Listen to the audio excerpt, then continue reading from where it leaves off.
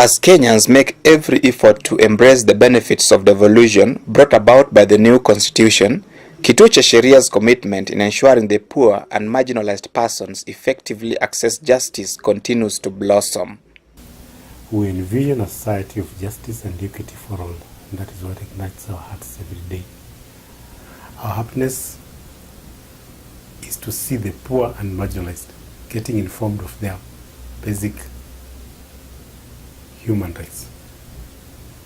One of the core functions of the county government is to facilitate civic education at the grassroots level.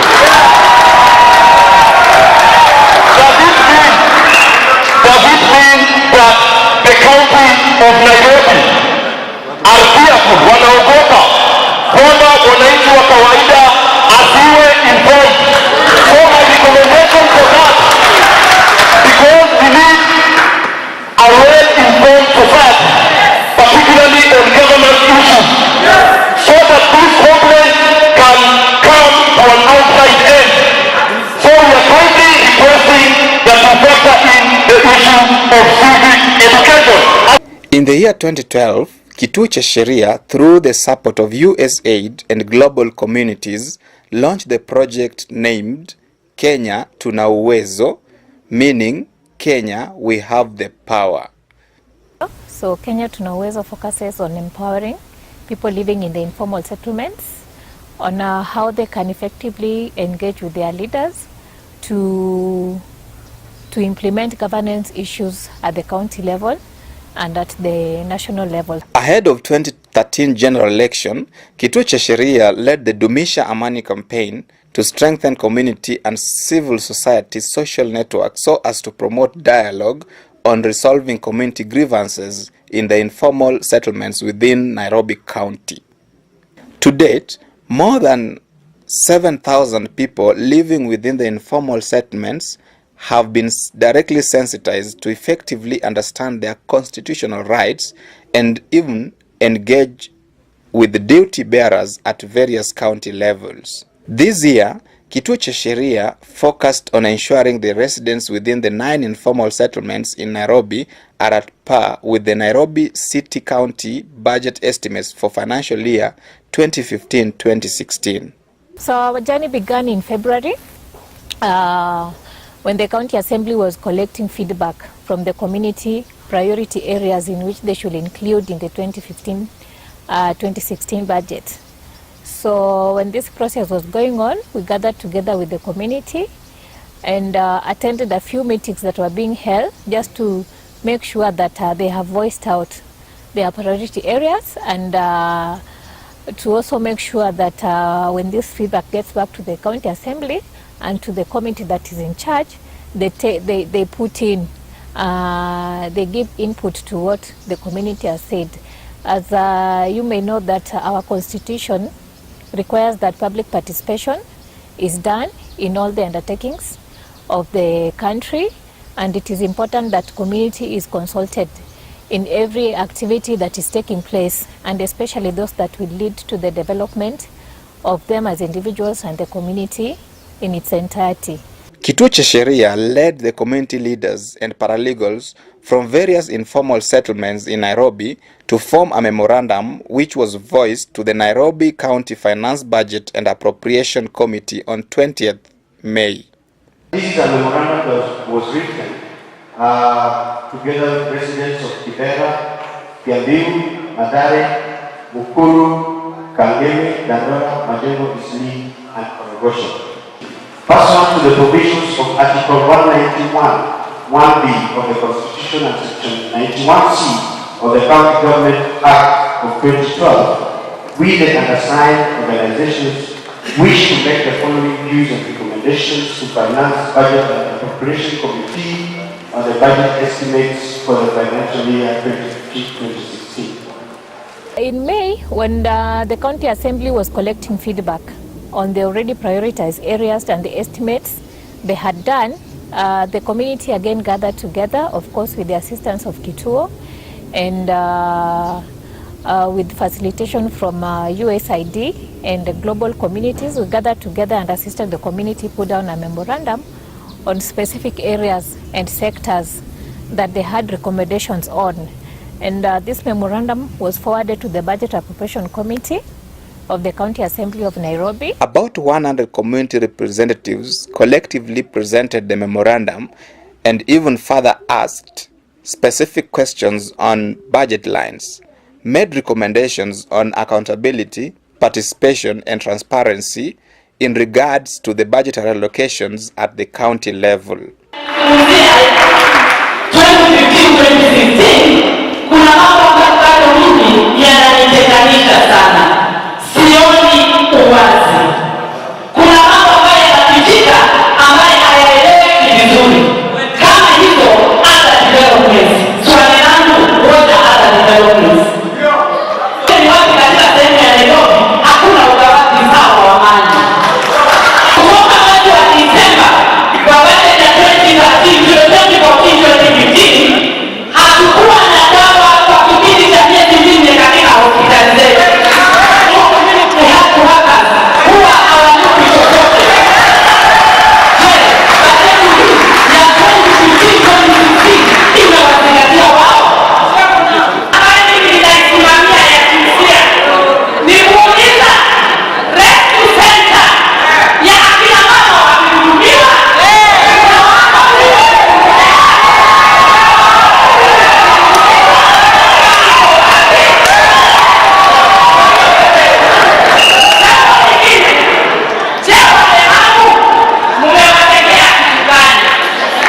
Vote 5312, Office of the Governor. A. We note that the recurrent expenditure is more than the development expenditure by more than 1 billion. Why is this so? Kindly put a footnote to explain. B. Why does compensation to employees, what does compensation to employees mean? And what does it entail? See, why do we have money allocated for refurbishment in every budget? In every financial year, we have money allocated for refurbishments and repairs. So does it mean that you guys sitting here break chairs and tables every year? This money should instead be allocated to development projects. Vote 5317, that is roads, public works and transport. Under this motion, we are examining with a program objective that seeks to enhance road and drainage capacity, mobility, accessibility, connectivity, and reduce travel costs. On this note, we recommend that a specific budget be allocated to improve drainage systems in Nairobi County within the first 6 months of the financial year. That be such opportunities to consider employing youth. Eastleigh Social Road basically was refurbished through public-private partnership. Ukikuja Eastleigh, road inapatikana 4th floor. Nairobi City Council Government mlipewa Eastleigh Social Road. And it's very simple to see to it that baada ya mwenyewe kujitolelea kuwatengenezea a modern ultra hot, you cannot even afford the cost of electricity. So presentation of the memorandum was a good thing for the community because they feel they are participating in national issues and that their voice is being heard by the appropriate committee, and the committee of course promised that they will take into account the recommendations given. And it is true, they took into account some of the recommendations we gave, especially on public participation, where they allocated some amount of money to help in bringing citizens together in terms of development issues at the county level. We also saw there was an increase in terms of the money allocated to development projects from what was allocated last year to this year. There was an increase of about 4 billion from the past budget that we had of 2014-2015. So in this year, as much as the recurrent expenditures are having a lot of allocations, but at least there's an improvement in the development expenditure because of the voice that the community has given to this process with the assistance of other various civil society organizations that are engaged in the budget process. Kituo cha Sheria continues to actively engage with the Nairobi County Assembly through the clerk's office to ensure the plight of the poor and marginalized persons living within the informal settlements is heard. Ultimately, we now see even Nairobi County Assembly calling out to Kituo cha Sheria anytime they have a public participation meeting, so that Kituo can mobilize community to participate in the process, forward petitions. Just the other day, we had a public participation meeting on public finance bill that was basically talking about the areas that are going to be affected in terms of increase in levy, especially for those people who are doing small businesses, like the Juakali sector people. I saw there was an increase in levy, and it is unfortunate that in that meeting, very few community members stand up. Yet, they are the ones who are going to be affected with this increase in levy. Like you will see a double increase in provision of licenses. Maybe it's license for opening a salon or such kind of business. And it's very serious that people don't turn up to these meetings. Yet, when the bill is passed, that is what will be in operation. So it doesn't matter how much they will complain, they will just have to buy the license at that rate until the financial year ends. We have also done sensitization meetings in the 9 informal settlements that we work under in Kenya Tuna Uwezo program. It actually takes a lot of money to do these activities. So thanks to USAID for facilitating the process, because we are seeing good fruits. We are now looking forward into engaging the select committees within the Nairobi County Assembly, so that we can just sit together and see for that money that was allocated to finance gender issues within the county government. What is the specific allocation that we have that can assist the marginalized groups like women and the disabled persons? And which committee are they supposed to engage with effectively, so that they are actually integrated into the process of implementing this project? So currently we are in touch with the County Assembly. They have assisted us to unpack the 2015-2016 budget.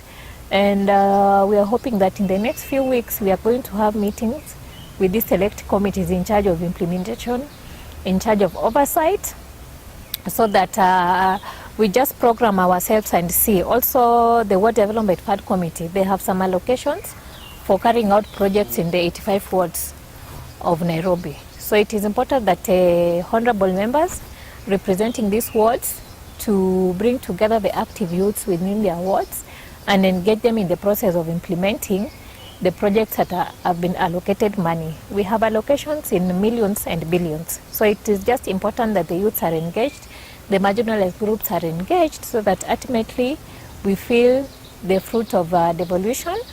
And through this we will see incidences of crime going down.